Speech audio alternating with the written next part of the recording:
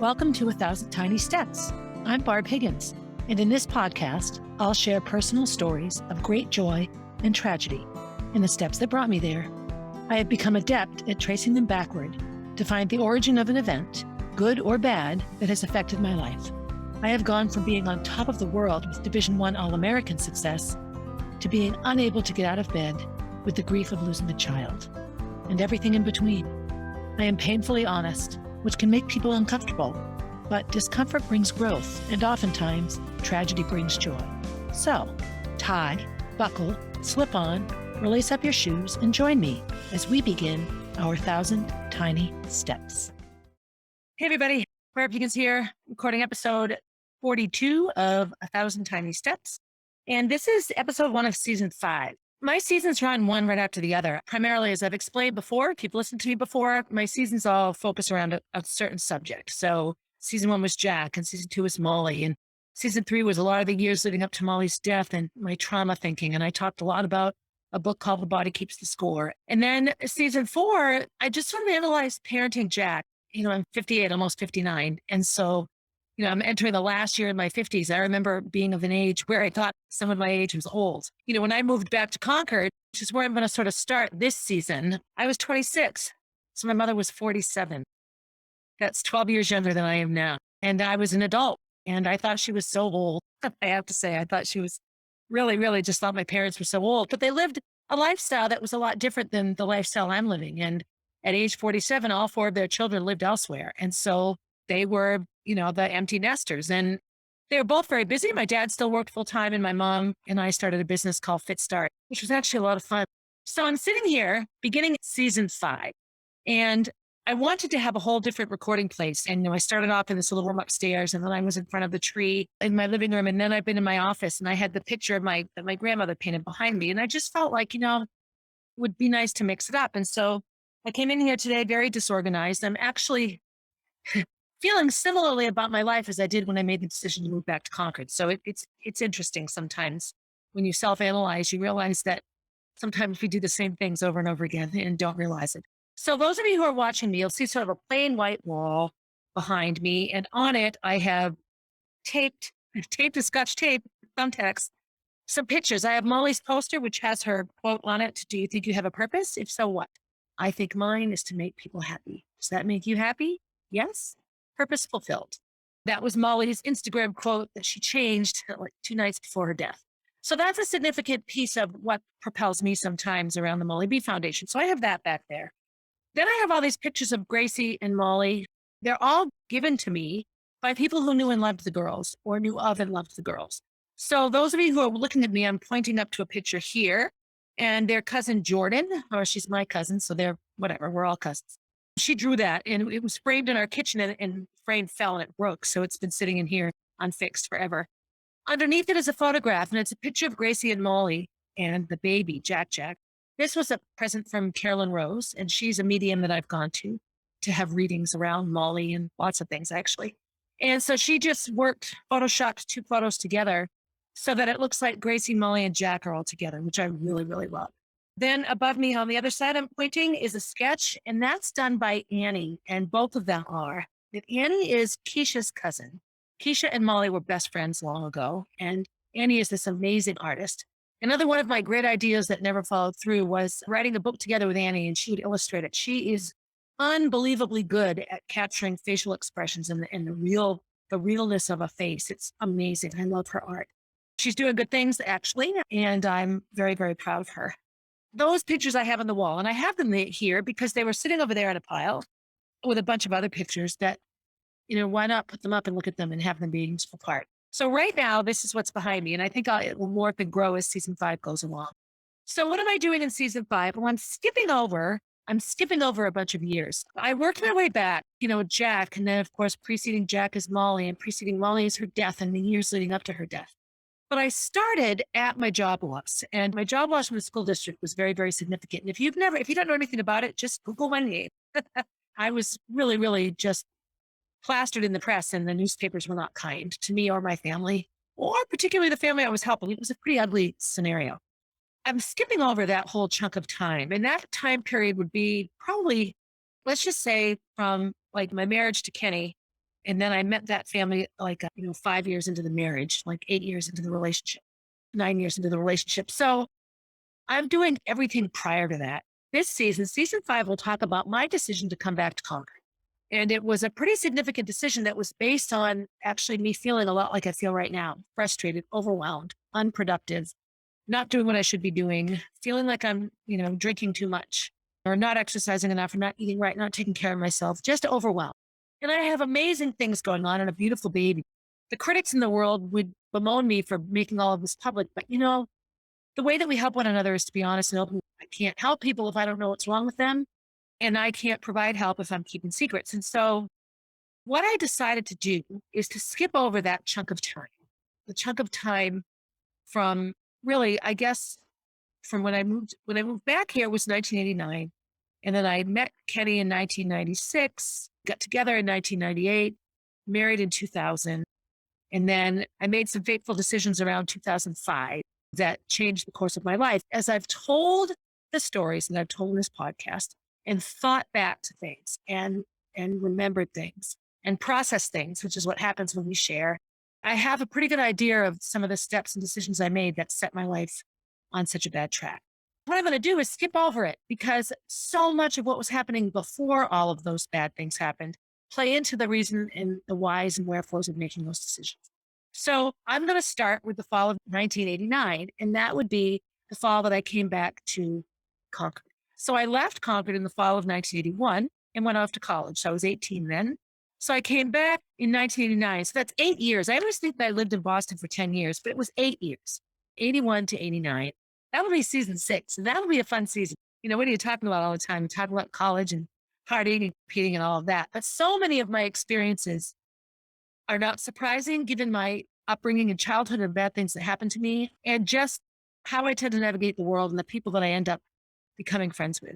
My move to Concord actually had so many little messages of what was to come had I known how to pay attention. So I was 26. I'd been living in Somerville and teaching school in Woburn. My prior year, I lived in Needham, but I taught 2 years in Woburn. And it was my first actual teaching job. And I think I was emotionally just not ready to make it. I needed to extricate myself from the life of a sort of a nomad.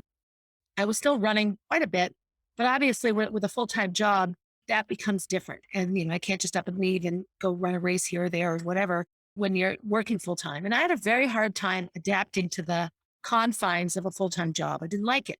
I didn't want to be told when to get to work and how long I had to stay, but I couldn't have a day off to do something else. And I'm still that way. The contradiction in my life is that I function best when I'm a donut maker. Tell me what to do. Tell me what time to be there. I have a hard time structuring myself. That's sort of an interesting dichotomy in the life of Barbara Higgins. My life was just culminating. Things were coming to a head, and I was a bit out of control in my partying, even though I had this full-time job, summers off. And I just realized that if I was going to make a change in my life and do anything good in my life, I needed to get out of Boston. I needed to settle debt. I needed to save money. I was living on credit cards and a teaching salary in Boston in 1980, 85 and 86 and 87 and 88, those years wasn't enough to live in Boston. And so I thought, well, I'll move home and I'll live with my parents. And so this was a 1-year plan.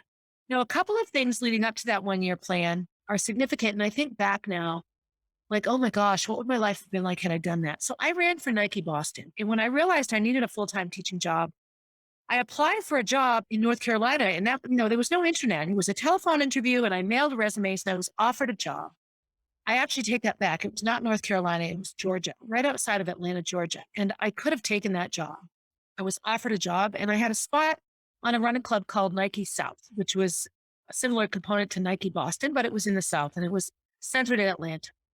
And I didn't go. And I didn't go because I had a boyfriend, and I didn't want to leave my boyfriend. And of course, when I moved home, that relationship ended shortly thereafter. So it was sort of a moot point. It was just me chickening out is how I look back on it. It was a chance I had, an opportunity I was given, and I didn't take it. And I have some regret around that. I can't sit and live in regret, but I've not forgotten that I made that choice, and I've not forgotten the good and the bad that came from that choice. So I turned down the Nike thing, and then I'm out partying and being ridiculous and crazy, and I'm at a bar with a bunch of people, and we're listening to a band that's popular in the running community, Steve Smith and the Nakeds. They played on the Cape, and they always played at the Falmouth Road Race, and there was a bar in Falmouth called the Casino, and they would play there all the time. It was just was just so much fun. And I was there, but I was drinking and I was probably really hammered. And I remember I was smoking a cigarette. I don't did smoke cigarettes, but somebody next to me was smoking, so I smoked one.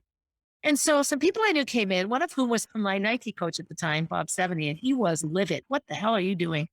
I was just like, oh my God. And I got in trouble. And he was just like, forget it. I'm not coaching you now. You get out of my face. And he was right. I had all this talent and all this ability, and I just shunned it. I just snubbed it. He used to tell me that I had more discipline than anyone he met, in the sense that I never missed practice. I showed up in any condition. I never missed a workout. I ran for a couple of different running clubs. And I remember calling on a payphone, John Babington, my Liberty coach, to say, here are my times for the workout. And he said, you actually did the workout? And I'm like, of course, why wouldn't I? And he said, well, you're on the Cape, you're at the beach. I just didn't think you'd do it. Well, that part of running and being dedicated, I had down. I never missed a day, but I ran hungover. I ran sick. I didn't stretch. I ran injured. I lacked commitment. When I wasn't staring at the person in charge of me, I didn't do what I needed to do. I didn't eat right. Diet Dr. Pepper and honey buns for breakfast and salt and vinegar chips. I look back on it now, and that's just who I was and where I was. I didn't really understand what I had. And I had gotten so much from it that I didn't really understand what I was missing. Could I have run a whole lot faster? Probably. I think so. I used to say my asthma got in my way, but I think if I took better care of myself, that might not have happened either. So that's the frame of mind I was in. I needed a geographical cure, they would call it in AA. And that's what I did. I moved home. And the weekend that I moved home, I had moved some belongings home already. Home was my parents' new house in Webster. So I wasn't moving back to the house I grew up in. It was a different home, but it was with my mom and dad. And my sister Johanna had just left, had gone to college or whatever. So she was gone. Finally, they have the house themselves, and I come back. And actually, I think she ended up coming back as well. And the two of us lived there together for part of that year, maybe all of that year. So here I was back where, with my parents. And this was going to be a 1-year deal. I had debt. I just had to straighten myself up. I'd been removed from Nike Boston. I wasn't really competing, and I didn't have that connection anymore. And I had an injury. I remember I had a calf injury, and I got it because I was dancing and drunk, and I think I fell off a stage that I was dancing on or something and hurt my leg.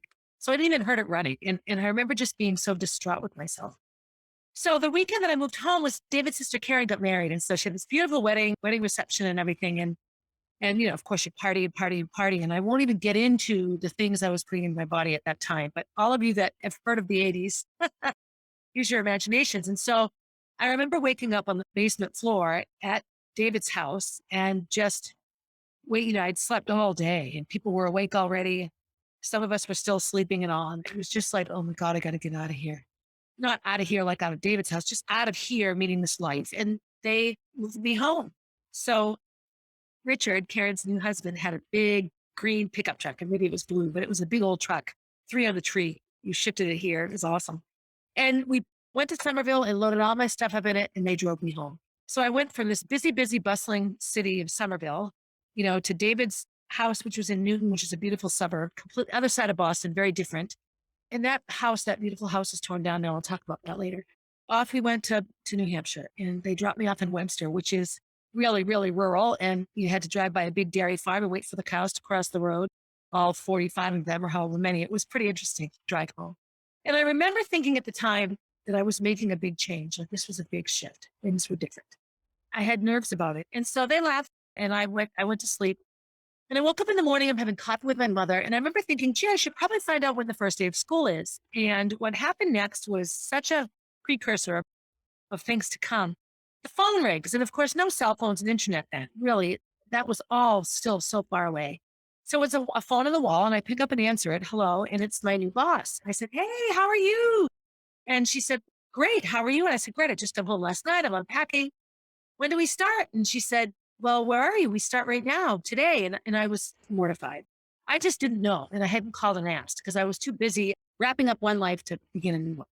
And so I jumped in my car and drove to my first day of work. And I was still hungover and I was still exhausted. And I really thought I had a few more days before the school year started. And these were days, there were no students there, but it was our workshop days to get ready.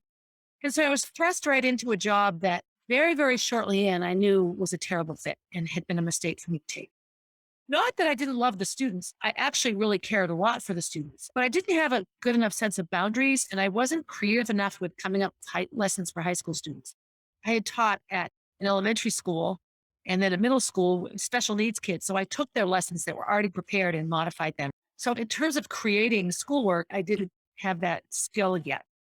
And I worked with a really creative teacher, but things actually really had to go his way and he would want my help. We just didn't communicate. It was really a disaster. And I used up every sick day I had. But the big thing I did, and I was sitting with a student assistance program leader, and I can't remember her name, a long time ago.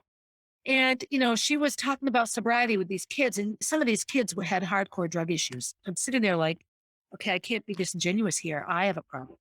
I went to my first AA meeting, and it was at the Unitarian Church here in Concord, and it was September 23rd, 1989. And I remember it because my friend Bridget's birthday is September 23rd.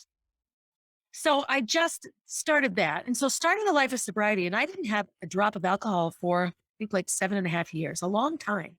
And I was fine. I didn't miss it at all. My relationship with alcohol was very different back then. It was around partying, binge drinking, getting shit-faced. And then you didn't drink for 3 or 4 days because it was the weekday. You didn't drink on a weekday unless you're on vacation. And, I was very much a weekend drinker, a binge drinker. And when I was drinking was a time that I would often entertain and do other drugs. Those behaviors were consistent and lasted up until this point. I'm 26 years old now and I'm thinking, okay, I can't do this.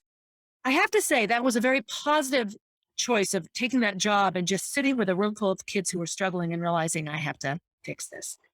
So that year back, I always think of my life in terms of school years because I was a student, and then a college student, and then a teacher. So I really never had life that didn't have a beginning and an ending every year.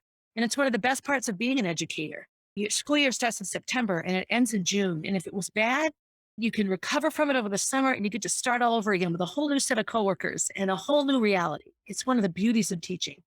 I miss the in-class camaraderie and relationship and communications to this day. I miss that. That year was a year that I sort of overnight just cut myself off from my entire Boston life. And, David was a part of that. And I remember getting really busy and just not calling him and, and not going down to see him and not making plans to see him. I was just caught up in my world in New Hampshire now. And I remember getting a letter, like in the mail letter from him. And he's like, do you not love me anymore? Like, are you ever going to come see me? Are we done? Is this over? And I just sort of let it slide away. It was just this bizarre, I have to say it, when I look back on it now, I don't really know how I did that. It was just like out of sight, out of mind. And so we had a conversation. I said, well, I'm up here now and I'm not coming down. I'm trying not to drink and I'm just trying to separate from that life. And so we stopped seeing each other and we broke up. And it was just one of those weird breakups that was hard to understand. I feel bad about it now because I think it really hurt him. We had just broken up and gotten back together or broken up and gotten back together so many times. And it wasn't the last time then. So, it was just one of those things. So I started this job at Second Start and I started running and I joined the Y. Like my life is now, my room was a disaster. It was a mess, piles everywhere. Every morning I would get up at the crack of dawn. I would pack a workout bag and I would pack a lunch. I would make sure I had money if I needed to buy food. And I would have my school bag and then I would shower and dress and eat and then go to school. And I would leave and I would go to school. And then after school, I would go to the Y and I would go running and I would lift weights. I did Nautilus then. And that was where I met Jim Graham, who became a really good friend of mine and then a boyfriend for a couple of years. I had this busy lifestyle, but I had no friends. I'd go to work and I'd teach all day and then I'd go run and I did a lot of running by myself. I wasn't really connected to a running club yet. It was a really difficult year and a very lonely year. I had AA on Monday nights. I only went once a week. I didn't go to a bunch of other meetings. So I decided I needed to do something. And so I auditioned for something it was a Gilbert and Sullivan play called Trial by Jury. And it was put on by a woman named Linda Ashford, who started the Victorian Society of New Hampshire. And it was just a group of us that really loved all things Victorian, clothing, furniture, history. And Gilbert and Sullivan are two composers that composed hilarious operettas, funny musicals where every line is sung. And they were hilarious. And Trial by Jury was one of them. And little side note, Linda Ashford ended up playing a very significant role in my life when I helped Roy with his divorce and everything. She was the other side's divorce attorney. So she'll come back into play. I don't know what season that will be. But I got to know her then, and we actually got along really well. And she worked at the Kimball Jenkins estate. That's where the auditions were. I was so nervous, but it was a small group of us, and everyone that auditioned got a part in the play. And so I did a play. My first year back, I sang at Gilbert and Sullivan. And so that was a couple of nights a week. And I started to make friends. I started to reconnect myself with people in the Concord area. I started to see more people running. I ran in some road races. I got healthy. Now, I had also had a relationship with my track coach, Seth, and that sort of blew up. David and Seth and the back and forth was ongoing all through my last years in Boston. And I think back to it now, like I create this complicated reality for myself where I'm jumping around and trying to please everybody and making really, really trauma bonded decisions. Just saying those two names ties me into so many patterns and habits that I've repeated in my life. And I tend to choose people that I choose a super nice person that wouldn't hurt a flea, like a Kenny or a David. And then I choose people think ahead and can be manipulative and very ego driven, like Sev or Roy. That I don't know. It's a strange balance, a strange mix of what I feel I need in my life. At any rate, I digress a bit, but this is important to remember because these are choices I was making. So I come to Concord and I have no relationship now, which is a very good thing. And I had no money. And I remember more than once I've said my happiest times have been when I've been relationshipless and moneyless. No men, no money. Here I am living in Webster, sleeping, in my parents' house. So it was good. I reconnected with the Baha'i faith a little bit, actually quite a bit. And I really just started to build a life for myself in Concord. And I got into AA and I got into running. I ran a lot, lots of road races. I got pretty well-known name for myself as a road racer up here. The second start year ended up not being really, it ended up ending. The second job that I sort of lost, my second job that I had and the second job I lost. A little side note, Barb, is that I've lost every job I've ever had. I've been asked back to several, so it's not like I'm fired because I'm doing a bad thing or I break a law. It's always it's always more of a personal mix, like a personality thing, or I've had a couple of whistleblower type things. So in Woburn, I lost the job just because I really struggled with having a full-time job. And so it was clear that my commitment wasn't there. They were very willing to work with me, but it was one of these things where I had to keep jumping around and finding different situations that I might be a better fit in. So I thought moving home and taking this job at Second Start was the next step. Well, no, it was just the next job that I wasn't right for. I applied at the end of the year. I started applying to other jobs. One of the jobs I applied to was in the Concord School District. In the fall of 1990, I began teaching at Walker School. And I would stay at Walker School until 2004. And then in 2000, so 14 years. And then in 2004, I went to the high school. And that's where I taught until I was removed from the district in 2011. This was a job I had for a long, long time. And the steps to me losing it are significant. And again, that will be a different season. A year in Concord, going to the Y, running, joining a theater group. So I'm in a play. What I've done is now create a life for myself where I leave home the first thing in the morning and I don't get home until 9 o'clock at night. So what I don't have in my life is that unwinding time, the time to sit still. Now, my weekends were this way. And I actually remember liking the fact that I had these weekends that were quiet because this was a time where I would look at my bills. I was organizing money. I was trying to get out of debt, paying off car payments, paying off credit card payments, really trying to be more responsible with money. And in this year, I followed one of those snowball plans where you lay out all your minimum payments and you take your smallest debt and you cram extra money on that one. And the minute you've paid that off, the money you were spending every month on that one, you add to the next bill. So you're never spending less money on paying back. You're just decreasing the number of bills that you have and you can pay things back pretty quickly. And so I was focused on that. But 1989 to 1990, before I took the job in Concord, in the Concord School District, I went on a hiking trip with my Second Start kids. And it was over February vacation. It was a winter hiking trip. And we hiked up to Carter Notch Hut and we stayed overnight. It was freezing. It was warm in the hut, not so warm in the bunk beds. And my sleeping bag was very, very insufficient. And I went and slept inside. And I met this guy named Chaz. Well, I called him Chaz. He was the hut master, and that's what so Charlie McCrae. And we hit it off right away. Again, I had been separated and broken up with David for several months at this time. And so we just clicked. And so we exchanged, of course, phone numbers and addresses because, again, there was no social media. Email didn't even exist. This was 1989, 1990. I met this boy, Chaz. And so we clicked. We hit it off right away. And we started dating relatively quickly after that. And so now my new weekend habit was to drive after school up north to Mount Washington where he was living. And then I would stay overnight. I would walk up into a hut that he was in And I would stay overnight, spend the weekend hiking and come back. So I spent a lot of time in the mountains, and Chaz spent a lot of time coming down and spending time at my house as well. Now, for the first part of our relationship, I lived with my parents. And so that was awkward back then. And then I moved in with a woman named Cheryl Barassa, who lives in Concord, and we talked together and we still know one another. And we lived together for about a year. That was my second year back. And perhaps, yeah, I think just 1 year. This was my Chaz time. And Chaz is the nurse that unplugged Molly.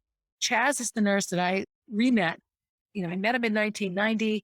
He unplugged Molly in 2016. So 26 years after we met, he would unplug Molly. And that connection is a significant one. What I loved about Chaz was he was just very down to earth. He was enthusiastic and optimistic. We used to go running together and hiking together. We talked a lot. He liked my family. I liked his family. That's another relationship that sometimes I wonder, why did I let that one go? But I did. And something about it wasn't right. And we dated, I think 2 years. I would have to say 2 years, a little bit more that we dated. And it was wonderful. I hiked a ton of mountains. I really fell in love with and reconnected with the mountains during that time. Another thing that reconnected for me at that time was my biological father. He was living in the chalet up in Franconia, actually in Easton, which is right next to Franconia. I reconnected with him a bit. We went skiing at Cannon a couple of times, and here he is in his 80s skiing at Cannon with me. I'm not too far from my 80s now, 20 years or so. So I feel like, okay, I can still ski at Cannon. So these were things that at the time really made sense for me. I was pulling away from the party life and my nomad existence. I was stable and settling down. I had a nice boyfriend that seemed to be plenty all by himself. And I was making good choices where I lived. And so another great thing about the move home in those first sort of 2 years, living with my parents and then living with Cheryl, was that I really did reconnect with my mom and dad again and with my biological father. So family just became a much bigger element of my life. My brother Jonathan was in the Navy at the time. So when he would come home to visit, it was always wonderful to see him because, he was never home. He had a 3-year stint in the Navy and then lived in Virginia.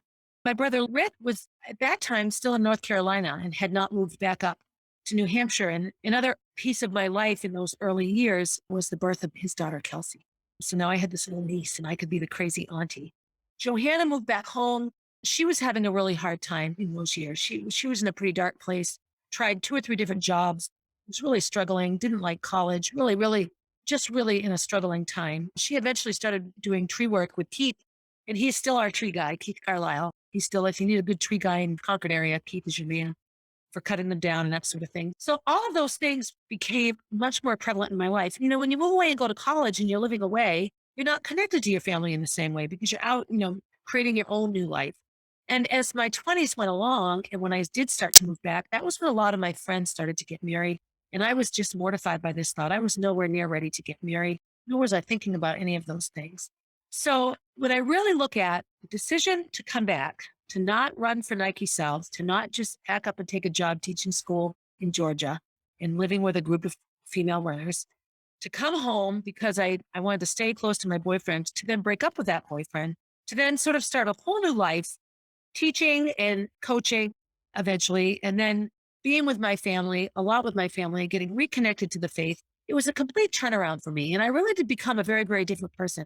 I can't say it was a bad idea.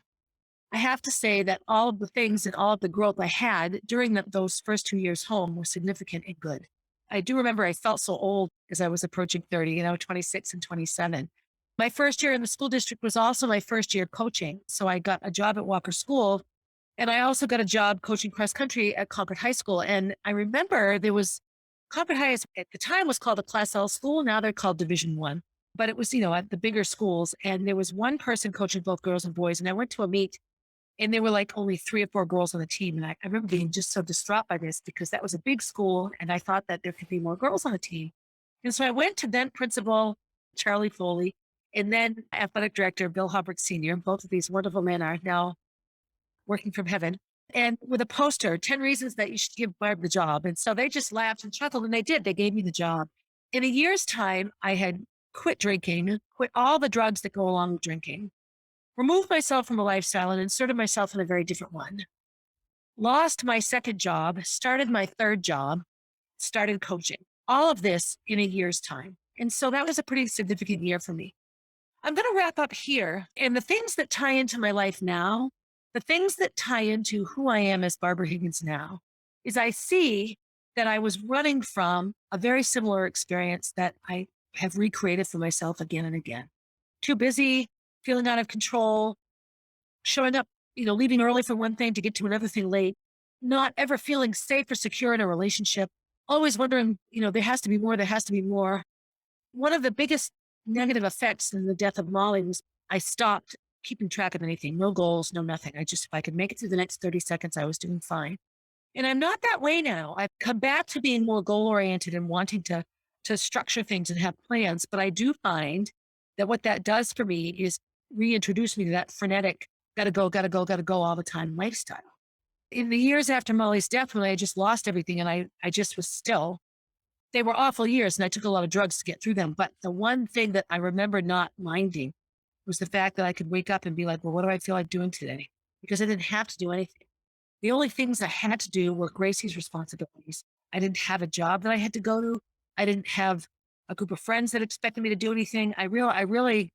We traveled a lot. We got out of here a lot. I just didn't do anything. And so in starting over and building a life for Jack, I realized, in many ways, my life is as frenetic and crazy as ever. And so taking all these steps is super helpful.